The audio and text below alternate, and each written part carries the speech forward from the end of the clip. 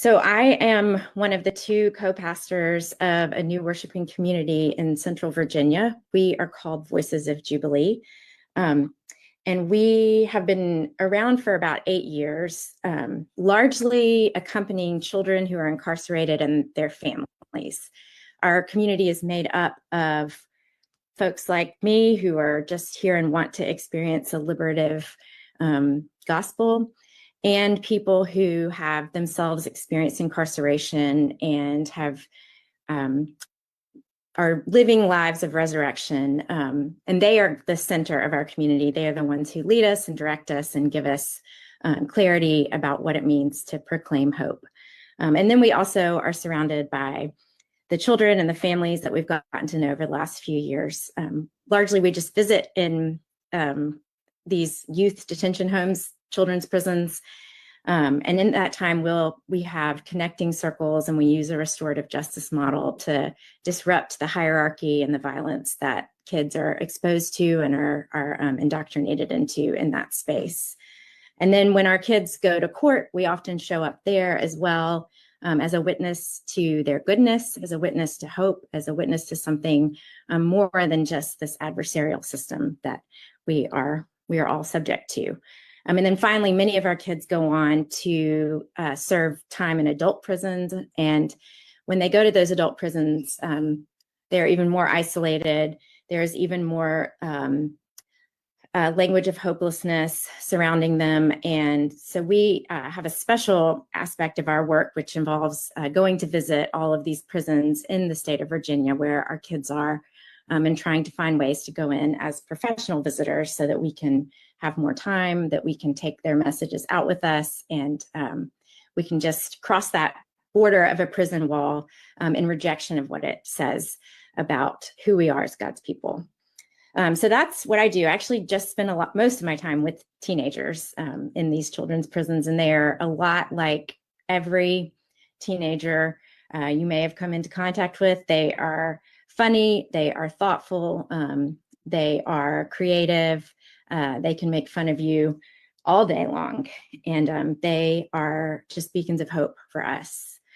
And I'm going to do my best to make this as linear as possible. I've already preached twice today, but this scripture that we read together tonight is also, for me, a beacon of hope. It's a message of resistance and of performance as a way to dismantle empire. I have 3 little girls, and my family has been watching the sitcom Community for the last few weeks, if any of you are familiar with it. And I realized, like, we get into these moments of just kind of chaotic overwhelm in our work where kids are being moved around from different facilities. It's almost impossible to entangle what it would mean for them to experience liberation because the system keeps throwing things at them. Their families are often financially burdened beyond what is even imaginable, and it can feel quite hopeless. And so as we were watching Community, we watched an episode that is called, I think, Remedial Chaos Theory. And in this episode, there are the characters in the show, and they're together, and they start to experience these different timelines. And so they roll the dice, they're playing a game, and they have these different timelines. And finally, at the end of the show, there is what is called the darkest timeline. So each roll creates this new universe, and this universe is said to be the most ultimate evil universe. And so in this, let me see if I can, okay. So they roll this dice, and Jeff, one of the characters, suggests that Troy will go and pick up the pizza. And so Troy leaves. And as Troy they show a scene of Troy being outside picking up this pizza. And when he comes back, when he enters the room that a couple minutes before had just been a group of his friends playing a game, one character has been shot, another character is crying, the apartment is on fire, someone has had a cooking fire on the stove, someone's bleeding, there's a troll doll that's burning in the midst of it. and two people are yelling, trying to keep everything together. Everything is chaos. Nobody knows where to start. And it feels like everything that is done to help alleviate one harm just creates more in its wake. As I was watching this, I realized I really resonate with that. It feels a lot like what life has been explicitly for the last few months since the Trump administration, and even in our work before that, as the system of incarceration operates in the same kind of way. In a matter of weeks, we've had a bombing in Iran. The Supreme Court has given Trump immunity. We are continually facing this authoritarian blueprint of Project 2025. People are being deported at alarming levels. Families are being separated. We have leaders who are speaking openly about cleansing our country. And all the while, it feels like half of our country is cheering for this. And in this, it can be really easy to give in to despair. It lets us go numb. It convinces me that this is just how it is. This is inevitable. It's unchangeable. All strategy, all organizing, all work to present something different is useless. But Walter Brueggemann, the late Walter Brueggemann, who passed away just a few weeks ago, gave me some words to think about this. He argues that empire actually thrives when this overload is at its height, not because it's well organized, not because it is more efficient or better, but it is because this overload numbs our imagination. It teaches us to believe that the current order, the thing that we are in the midst of, is ordained and nothing else is possible. And he says in that place, the role of the prophet in the old scriptures and then the role of Christ is twofold.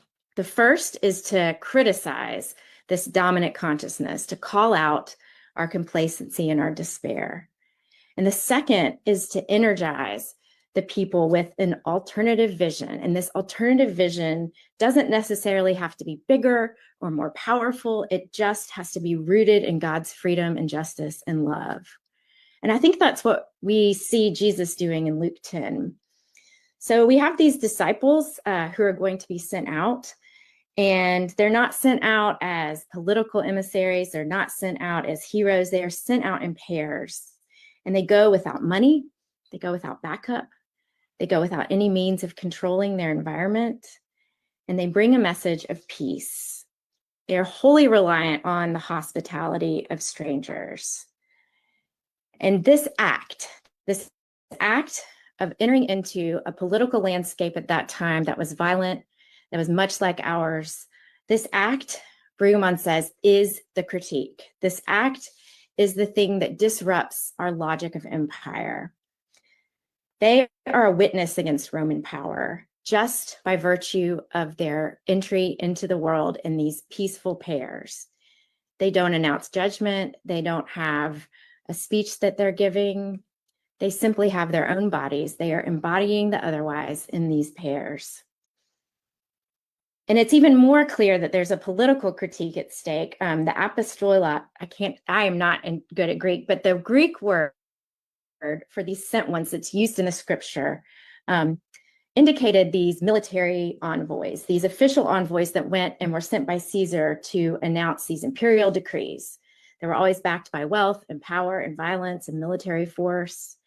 And the same word that's used in this particular passage is meant to describe here these messengers of Jesus. And they go without status, without weapons. They're vulnerable and they only carry peace. This act is a critique. It is a mission that subverts empire, and it shows that God's reign doesn't come through domination, but through presence and relationship and trust. They also are doing something even more subversive. They are Brueggemann calls it breaking the royal consciousness. So the royal consciousness would tell us that it is power that wins. It is strategy that wins. But when Jesus sends these disciples out and they carry no wealth or weapons or title, they are living as though the world can be different. They are confronting the royal consciousness with their very lives.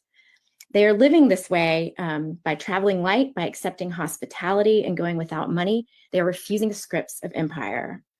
The royal consciousness thrives on control. It thrives on fear. It thrives on illusions of permanence, and it thrives on despair. But these pairs of disciples, just by going out, they live as though these things have no power. Domination is not inevitable. Scarcity is a lie. Welcome is real. So their very journey breaks through this trance of empire, and they embody this different kind of power. And finally, they are holding both this hope and the grief that it will not be fully realized in this moment. Jesus tells them, some people will reject you. You are not to retaliate. You shake off the dust and you keep walking. There's a quote from Brigham that feels for me clear about how hope is subversive. He says, hope on one hand is an absurdity too embarrassing to speak about, for it flies in the face of all those claims we have been told are facts. On the other hand, hope is subversive, for it limits the grandiose pretensions of the present. It dares to announce that the present to which we have all made commitments is now called into question. Well, in my work with the Voices of Jubilee, we often find ourselves overwhelmed by the present and unsure about how to resist, how to claim hope, how to proclaim a message of something different. Several years ago, just before COVID took over, we were in a difficult spot. Our ministry is made up not only of folks like me, but of also folks who themselves have felony backgrounds. And one by one, we saw their security clearances revoked. We couldn't figure out how to embody what we hoped to embody without these central figures in our midst. We struggled and we thought about who to call, who to write letters to, who we could find with power to interrupt this pathway for us. Each week when we went to meet with the kids, they would ask us over and over again, where's so-and-so? Where's so-and-so? Why can't they come back? And it was heartbreaking to tell the truth that they were lost to us for that time because of their felony background, the very thing that we believe God has power over. So we thought, and finally one of our mentors reminded us of a story about Angela Davis. It's a story that's retold in a biography, and it's about her entrance back into society after her time of incarceration. In this story, the writer says, when she left the women's prison, she walked out backwards, pledging to never forget those lives that she had encountered on the inside. Well, this for us became a concrete call. If we couldn't carry our friends with us across the border, then when we left the children's prison each week, we would walk out backwards. And we began to walk out backwards every single week. It was awkward, it was uncomfortable, and it got us a lot of attention. And so we continued walking out backwards as our liturgy, as our benediction, to say, we are going to walk out backwards until you all can come with us and until we can all be together. And two friends of our ministry heard about this act of walking out backwards. These two friends had relationships with the police chief and with some other elected officials who would visit the children's prison to do kind of gun violence education. And these two friends told the police chief and these elected officials about how we walked out backwards every week. And before they could respond, they were invited to come with the police chief and these elected officials. And so these friends of ours went to the children's prison and they sat through one of the gun violence education seminars. And at the end, they were all gathered at the front door. There's a door and a gate. And they said to the elected officials and to the leaders and to the police chief, why don't we walk out backwards today? And so they all lined up and they gathered. And these officials who are part of the system that puts children in prison, that puts a profit over people. They were engaged in the bodily community of moving in a different way against empire.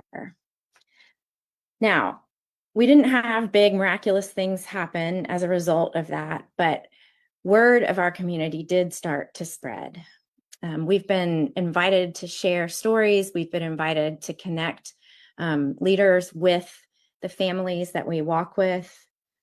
And while we aren't at the day when we're all together, we are believing that there is another way, and we will continue to live this way until all prisons are burned down, taken apart, and made into something, a place of welcome.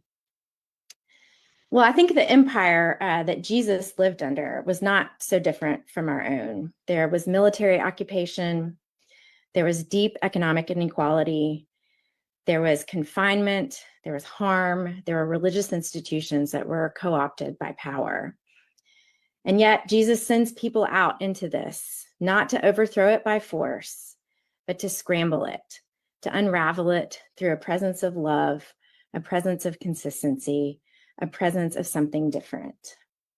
And so for us in our work, this is our hope in this burning house that we are all in the United States and in the world right now. Our hope is that there is something powerful in living as though something different is possible. We believe that God is with us, that God is sending us out, that we are not perfectly equipped, we are not rested, but we are not alone, and we are not without hope. We can move towards something better, and we can move towards something that is real. So the last few years for me have been quite difficult in terms of encounters with Scripture. Scripture has been used violently to harm people I love, to harm family members, and to harm kids with whom we work with. So in that time, I began to turn towards poetry as a place of resistance, a place that would say a different world, that would speak a truth that I could connect with. And I wanted to share a poem with you all called To Love a Marigold. It's by Martin Estrada. And this for me is a poem that reminds me that there is something different that is possible. He writes, in the blaze of the sun, in the dark of the street, somebody's army fired the tear gas grenade. Somebody's army cracked the old man's head. Somebody's army ripped the infant from her mother. Somebody's army dragged the poet by her hair.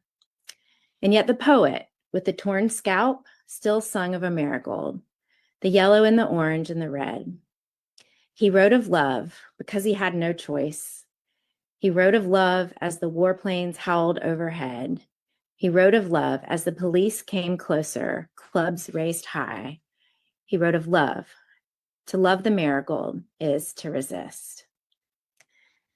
And with that, just say thank you for letting me be with you all today, and blessings.